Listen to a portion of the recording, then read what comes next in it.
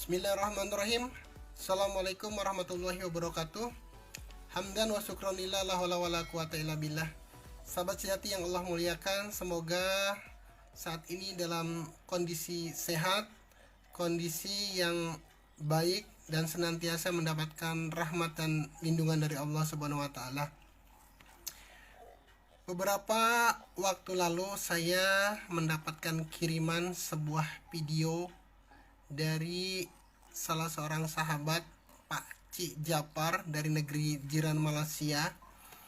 Videonya sangat sederhana dan singkat mengenai sebuah gelas kosong yang diisi dengan air.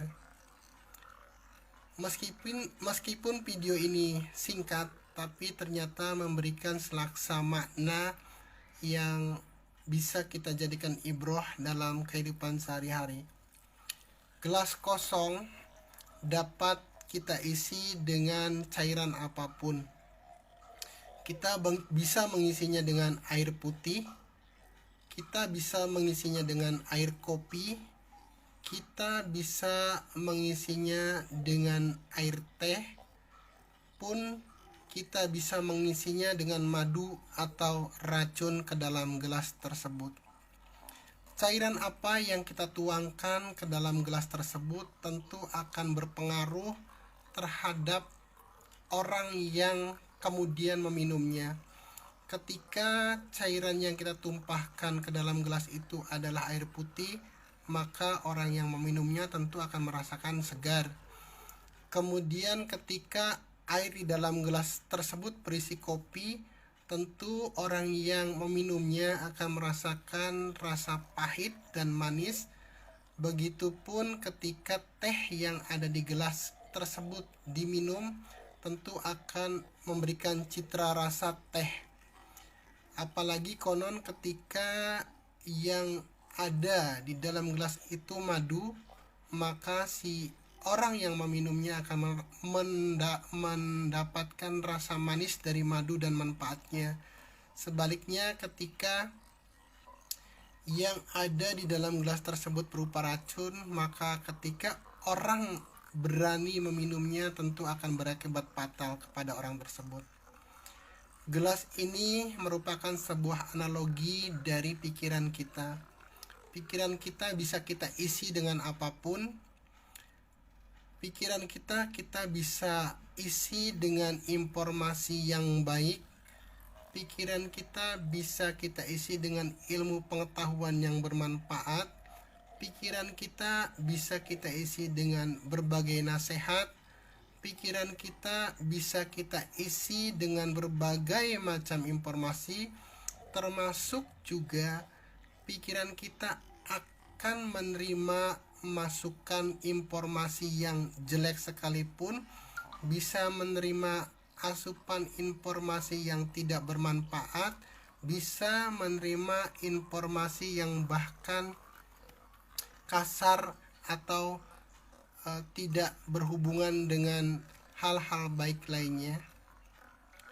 Ketika pikiran kita isi dengan hal-hal yang bermanfaat, tentu akan bermanfaat pula bagi kita dan juga bagi orang lain. Ketika pikiran kita isi dengan ilmu pengetahuan, tentu pemahaman dan pengetahuan kita akan bertambah. Ketika pikiran kita diisi dengan nasihat-nasihat yang baik, tentu akan menjadi sarana pembelajaran bagi kita untuk lebih bijak. Sebaliknya, ketika pikiran kita mengkonsumsi informasi yang negatif, tentu pola pikir kita akan terpengaruh dengan informasi negatif tersebut. Ketika kemudian pikiran kita diasupi dengan perkataan-perkataan yang kasar, tentu sistem saraf di pemikiran kita juga akan terpengaruh dengan perkataan-perkataan yang masuk ke dalamnya. Begitu prosesnya seperti tadi yang dituangkan. Karenanya kita harus bijak, harus berhati-hati, harus teliti, dan harus memilah dan memilih asupan apa saja, informasi apa saja yang harus kita konsumsi bagi pikiran kita. Pikiran kita sangat sensitif, kemudian juga pikiran kita memiliki memori yang sangat hebat, sehingga sekecil apapun informasi yang masuk ke dalam pikiran kita melalui indera pendengaran kita, melalui indera penglihatan kita, atau bahkan melalui sentuhan dan rasa kita, pasti akan menjadi sesuatu yang berpengaruh terhadap pikiran kita. Karenanya sekali lagi pastikan apa yang kita berikan, apa yang kita konsumsi terhadap bagi pikiran kita harus yang benar-benar bermanfaat, harus yang benar-benar baik, harus yang benar-benar bisa menjadikan kebaikan bagi pikiran kita. Jangan sekali-kali kemudian kita membiarkan pikiran kita dirasuki dengan informasi-informasi yang hoax, yang tidak bermanfaat, yang negatif, yang kasar, yang mengandung unsur-unsur yang membuat pikiran kita kemudian seperti teracuni oleh berbagai hal yang tidak baik, sehingga kemudian itu menjadi mengendap dalam pikiran kita, yang kemudian suatu saat itu akan menjadi output yang jelek pula. Karena secara umum logikanya adalah asupan yang baik akan membuat atau menghasilkan output yang baik pula, sementara input yang negatif pasti akan menghasilkan output yang negatif pula. Baik yang memasuki pikiran kita, maka baik pula apa yang akan dikeluarkannya. Buruk apa yang masuk ke dalam pikiran kita, maka buruk pula yang akan keluar dari pikiran kita melalui ucapan, tindakan, dan perbuatan kita. Sayangi pikiran kita, gunakan sebagaimana fitrahnya untuk memilah dan memilih dan menjadi driver bagi setiap tindak tanduk kita.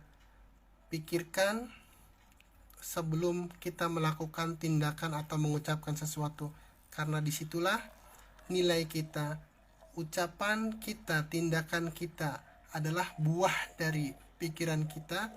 Karenanya sebelum bertindak, sebelum berbuat, sebelum berucap, pikirkan matang-matang baik buruknya, pikirkan matang-matang positif dan negatifnya, pikirkan matang-matang akibat apa yang akan mungkin timbul dari apa yang kita ucapkan. Terima kasih Pak Japar atas videonya.